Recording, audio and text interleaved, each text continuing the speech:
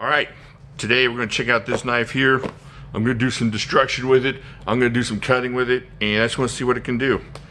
It's got to do with something else, and I'll show it to you in a second, so let's get into this. Please hold. Jimislash, please hold. Please hold for Jimislash. All right, so Birdshot. Well, first let's check Smoky Mountain. Thank you very much for what you're doing for the channel. If y'all want this knife, after you see it, go check them out. I'll leave a link down below to where you can get it through my link, and that will help the channel and will help Piff and everything else. So Birdshot did a review of this, and somebody left this comment on their review. So I decided to do a more in-depth review of this knife because of the comments, and let's check this out real quick. This is the Kershaw Camp 5, and usually what I end up doing is I end up taking out the knife, breaking it or using it, and then going over the review. I'm going to review it real quick. So you got a nice Bowie blade on this thing. Man, this thing feels really good in hand. I'm really hoping it holds up because I like the way this knife feels a lot. This feels like really camp kitchen-y, and if this thing holds up, it'd be really nice to take out because it's fairly light, really well balanced. But that's beyond what we're doing right now. 1, 2, 3, 4. Like, is that it? 1, 2, 4. Like 4.75 inches of that D2 steel. A real thin blade, if you'll check that out. Just the way it's thin up here. I don't know if it's going to hold up to the excellent mangling I'm going to do. So what I'll do is I'll cut some steaks and I'll cut some different things with it, and then I'll try to kill it Jimislash style. Check out the handle. Handle is very comfortable. Just really comfortable.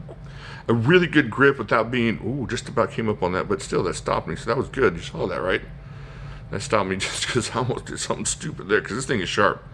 This will shave. Well, let's just check it out real quick before we get it. Oh, yeah. There we go. All right, bald spot on the belly. Look like an elephant with mange. All right, so what we're going to do is we're going to take this out, chop up some stuff, chop up some wood, chop up some meat, see what it'll hold up to. And once again, do me a favor, like and subscribe down there if you're into what I'm doing here on the channel. And you can hit dislike, it'll hurt my feelings, but you can do that too. All right, so just a real quick look. We'll come back in. I'll do some more weighing and stuff like that after I do my bestest to see what this thing can do and hold up to. All right, let's go check it out. All right, we're gonna try the Camp 5. I'm just gonna cut a little bit of meat, see how that goes. We got some sirloins here from the butcher. Oh. Then we'll turn into jerky. This thing slices through meat like nobody's business, so it's not a problem. Cut this up. We give the dog a little piece. Let's give the dog a hunk. What do you think? All right, give him a little hunk of sirloin. But look at this. It feels really good in hand. This feels like a really cool kitchen knife. So if you're tired of using your Globals or your Dow Strongs or your Chicago cutleries, look at that. It goes right through it.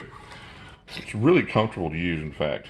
So if you're using this as a camp chef knife, it's going to have no problems going through your different food products, meat, and whatnot. It's super sharp, like I was showing you. I did wipe it off. I cleaned it off after the belly hair, so there's no belly hair on my steaks.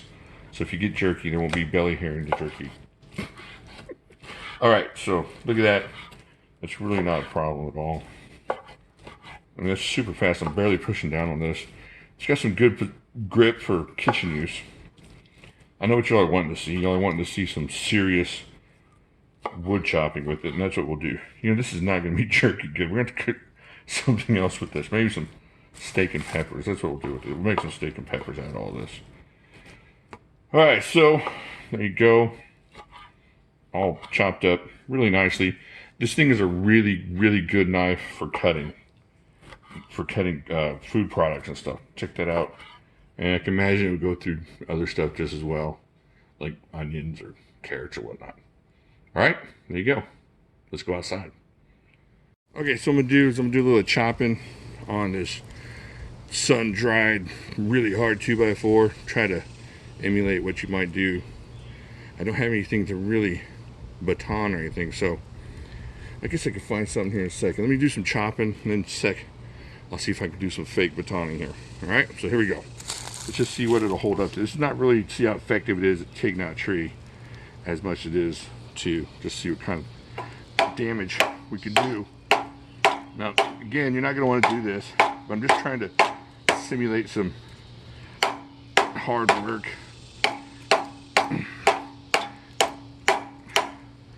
Again, it's not a chopper like that. It's not a competition chopper for sure. We're definitely doing some mangling of this old board here. You know what? I could do this left-handed too. More risk of this thing flying out of my hands. Gotta get those chopping muscles back into shape. This is banging up my elbow.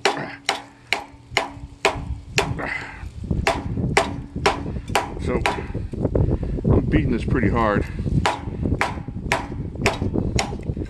This old beat up 2x4 is about as hard as any wood you're gonna get into. Hold on to that. Alright, now on Birdshot's video, I took a big old chip out of theirs. Let me see what we're working on here. I don't have any chips out of this one.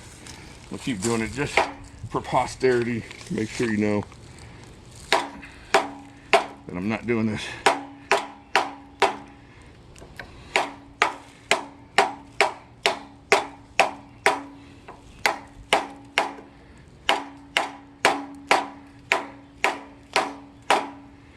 Now, again, this is not a great chopper, and I think they showed that. There's a lot more better options. Not more better. Alright, now I'm speaking weird. Alright, so no chips, no problems with this so far.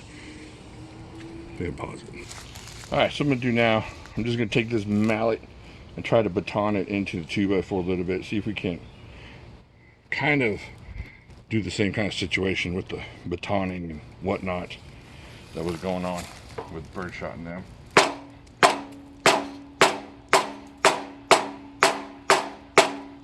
So you see that's stuck. That's really stuck in. Let's try it again from this angle.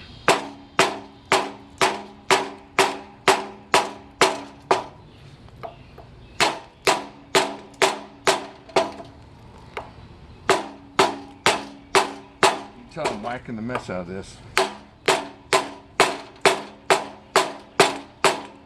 I'm notching it pretty good. Still nothing catastrophic like they had.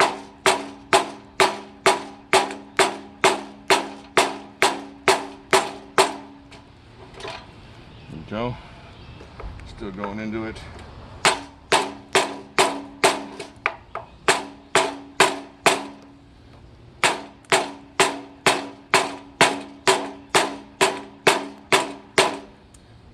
Still not seeing anything. Keep going here.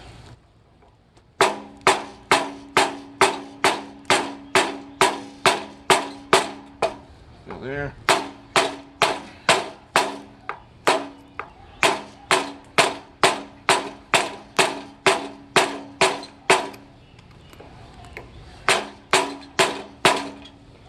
All right. There we go. Let me check the edge here a little bit.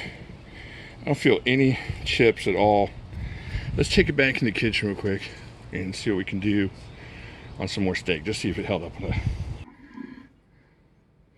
Okay, so just got done. I washed it off, look. All the water there.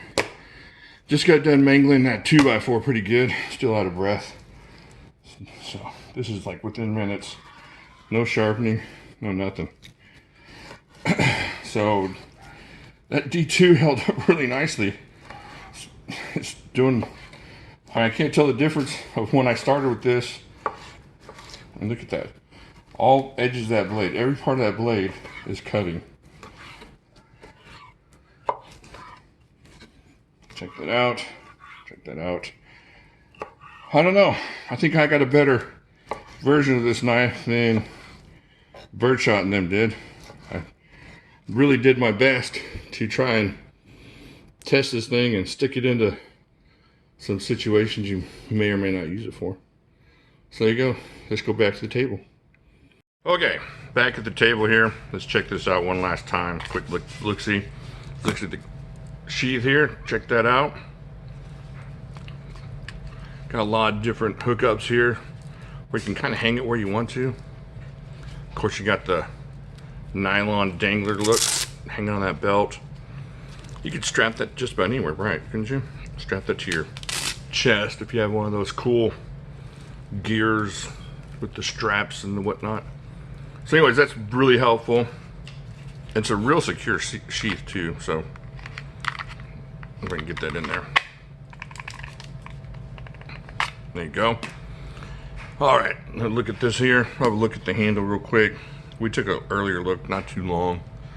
So we got 1, 2, 3, 4 inches of that glass-filled nylon handle.